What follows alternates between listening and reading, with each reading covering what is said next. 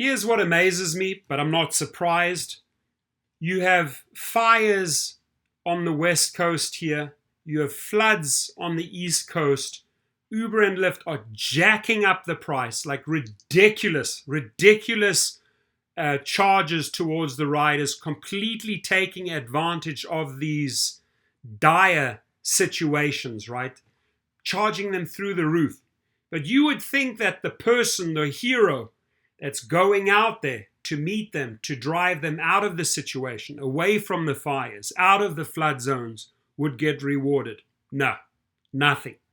In fact, they take more than ever before and do not take care of the people that are actually taking care of the people in these situations, in these floods and the fires, namely the drivers. So Lyft driver describes working during deadly New York City floods and says the company took more than half his earnings. I was thinking I'm not going to come back home.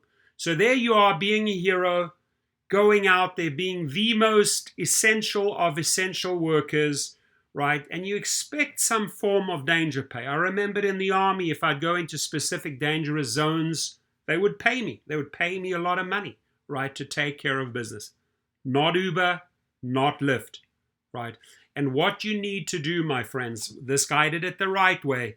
You got to use the media. You got to use those blogging sites. You got to use the news channels. You got to use TV. You got to get your story out, because the more stories like this that we expose in social media and in the media and TV and in the publications, the more we put pressure on these companies, right?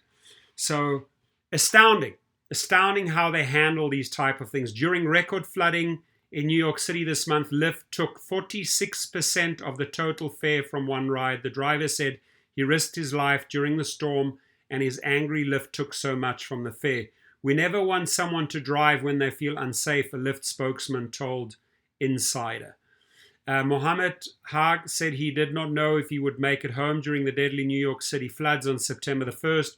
Haag, a Lyft driver, picked up passengers during the evening as the city received record-breaking rainfall and as the remnants of Hurricane Ida struck the Northeast. More than 45 people died from Maryland to Connecticut as a result of the storm.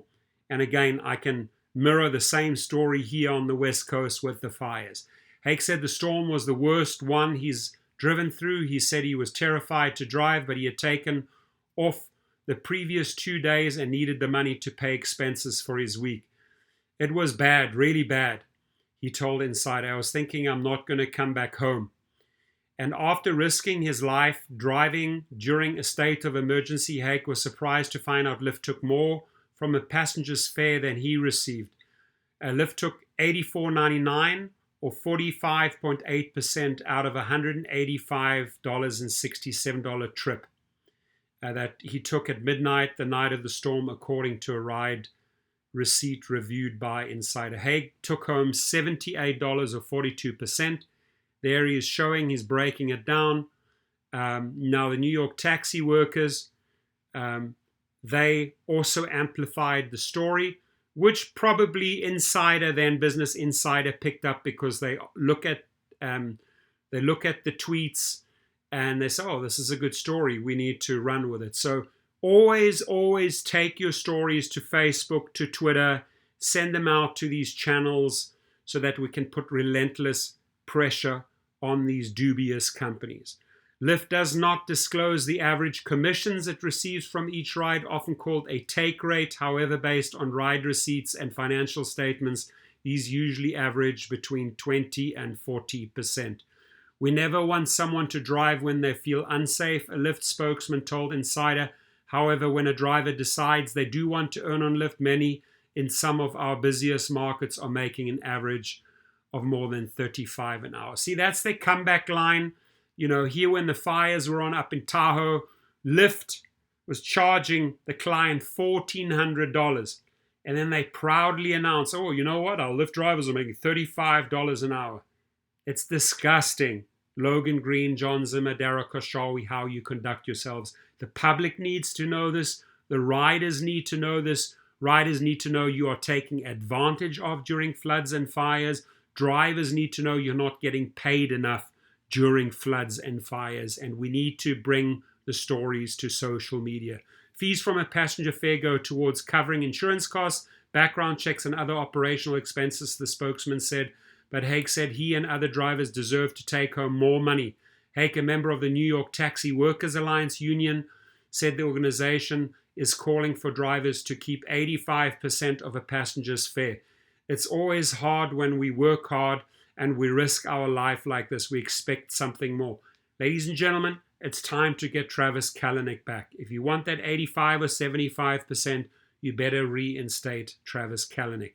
Hake and the New York TWA are also calling for more transparency into how Lyft calculates driver take-home pay.